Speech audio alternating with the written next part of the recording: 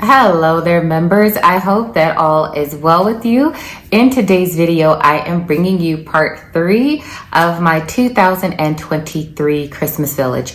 Before I get into that video, I do want to make a quick announcement. If you have not seen last month's live stream, I highly suggest you go back and watch it. I made some really important channel announcements. That video is able to be viewed by silver, gold, and platinum members because it does apply to all of you. I did make the announcement that I am going to be pulling back from YouTube indefinitely, and I went over the reasons why in that video if you are interested in knowing. So for those of you who would like to cancel your memberships after this month, please make sure you do that. This will be the last month that I am posting content for all of my members.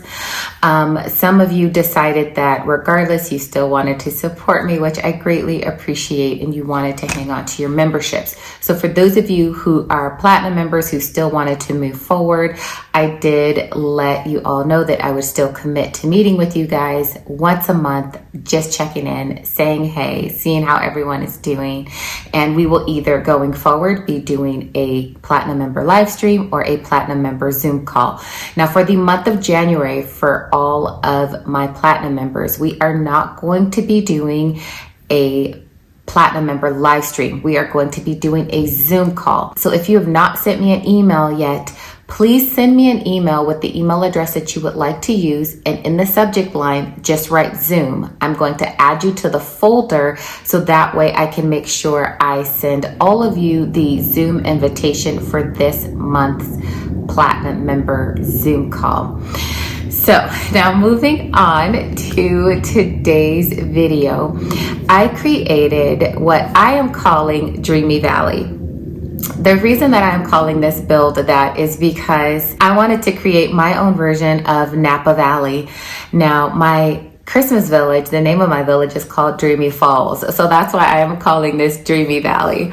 So a few years ago, I did create a vineyard for my Christmas village, and I wanted to expand that this year because I have a ton of Christmas village buildings that have to do with either tasting rooms or wine bottling companies or just different wine distributors. And so I thought, why not create an entire additional build to go along with the vineyard that flow together that will create this entire Dreamy Valley scene in my Christmas village. So that is what I have done today. I do want to let you know I have lost part of my footage, and it is the part where I was painting only. So you guys have seen me paint dozens of times at this point, but if you are new to my channel, I am going to link at the end of this video showing how I paint a different project so that you can be brought up to speed on that. And I do apologize for that. I don't know what happened and how that footage got deleted, but at any rate, let's go ahead and jump into today's video. All right, guys, so I am getting ready to make a new platform, and it is going to be multi-level, as you can see. All I have done is cut out this T-shape that I am going to set on top of this flat board. Now, as you can see, this piece is used because it's going to be completely covered. I did not need a perfectly beautiful piece of styrofoam for my under pieces. I just wanted to make sure that the top piece of my styrofoam that will be more visible was brand new. Even the one that I put underneath here, you can see is a used piece of styrofoam. I like to recycle my foam like that from year to year, just because number one, it saves on me buying more, but also I can take that scrap and make it into something beautiful. If you hear my coffee pot in the background, I am sorry. I am right near my coffee bar in my house, and I've got a pot of coffee going because I need to crank this thing out. So I'm just going to glue these two pieces down and come back in about 4 hours once it's dry enough for me to start working on it. And to do that, to glue them together, of course, I am going to use my foam fusion from Hot Wire Foam Factory. All right, so here is the front of the piece. Everything is all glued down. As you can see, I did carve out my cobblestone pattern for my little circular area. This is where you walk up and enter on the stairs here, and then it's gonna go back and split into two different staircases going down on either side. And then back here will be a building.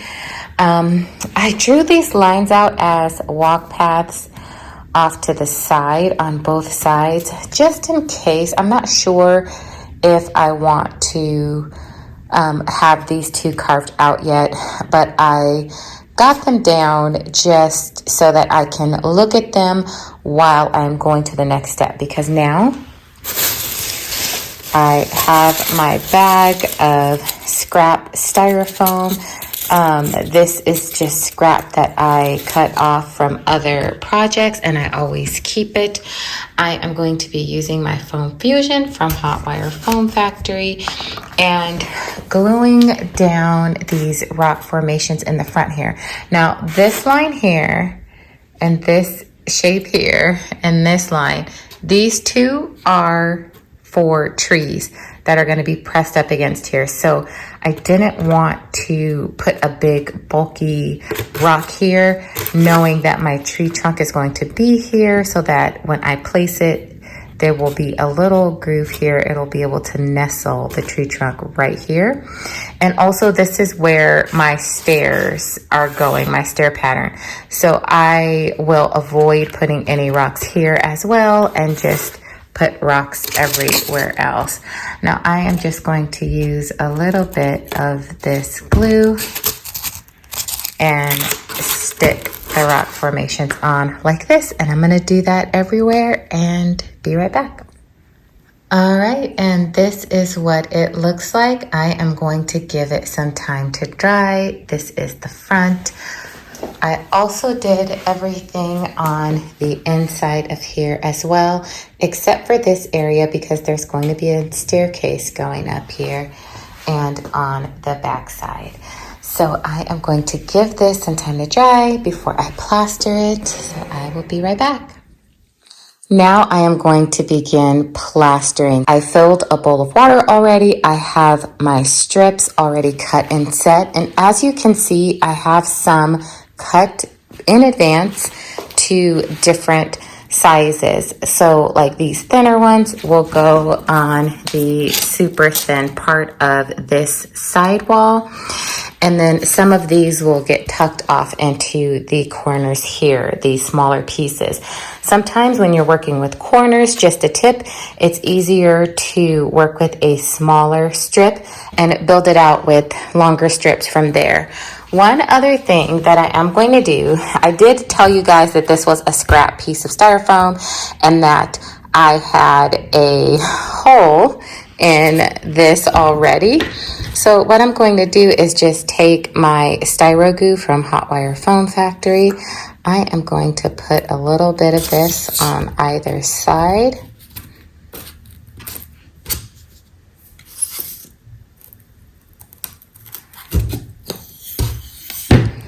And then I am just going to push this into place.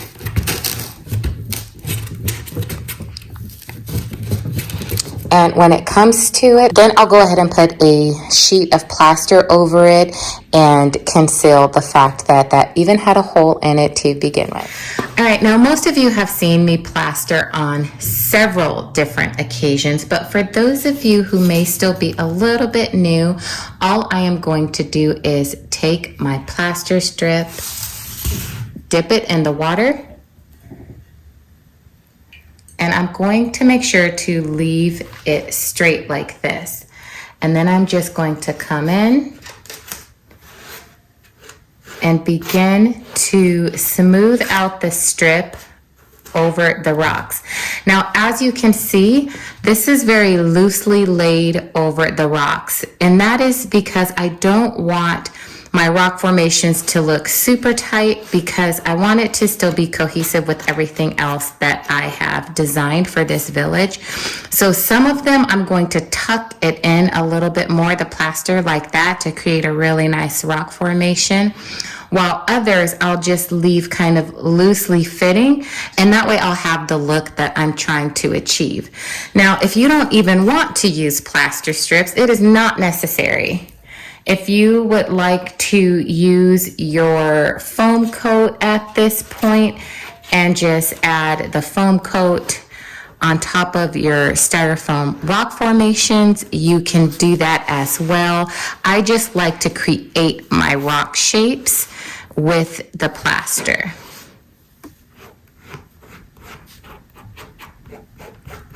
Now, because plaster is like a gauze, it is going to have some little holes in it. And the best thing that you can do to close those holes is just to continuously like rub your fingers over that. You don't want to do it with dry hands though. You should make sure that your fingertips are wet. And you can always just re-wet them really quick and then go back over a certain space to try to close those up. But I am going to be putting a coating of the foam coat over this, so I'm not concerned about that today, because my foam coat will seal every single imperfection from the gauze. And remember, this is where my tree was going to go, so I'm going to definitely press that up against the styrofoam.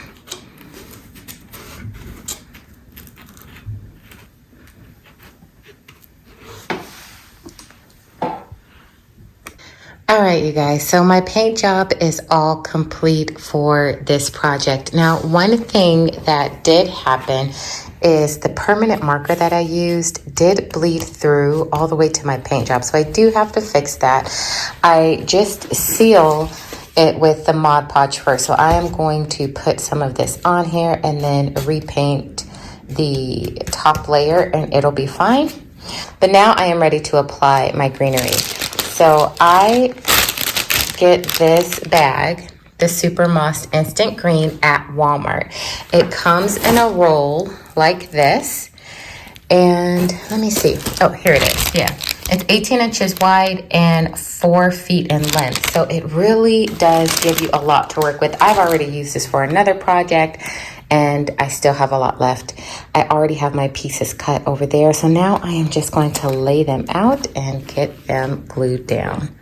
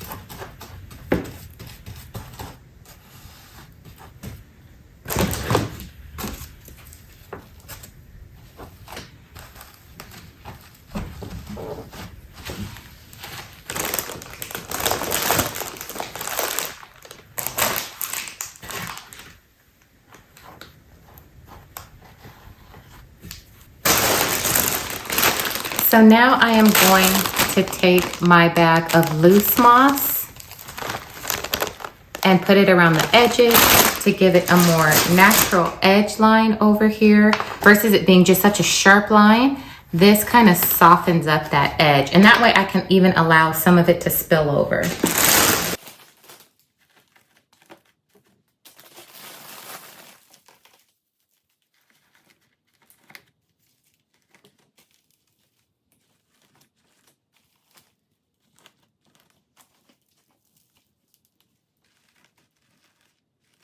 Okay, so here is a close-up look of the side that I did. You can see this looks a lot more natural with it just being able to kind of be wild versus it having a blunt, sharp line like this as well.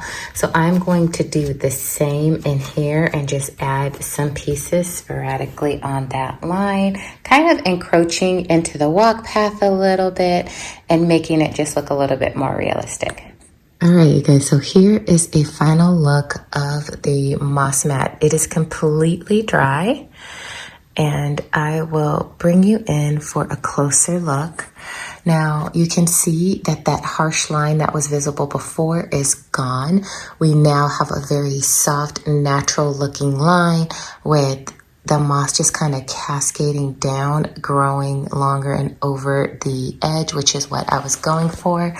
You can see in certain spots it's coming down longer here and in like clumps here and then there. And so it just looks a lot more natural than that like harsh, blunt line. And the same thing on the inside. That harsh line that was here is now softened. So it just looks more natural, like this is growing into the pathway. So now this is all done so far as the building is concerned. So I'm going to go ahead and get this thing decorated and I'll be right back.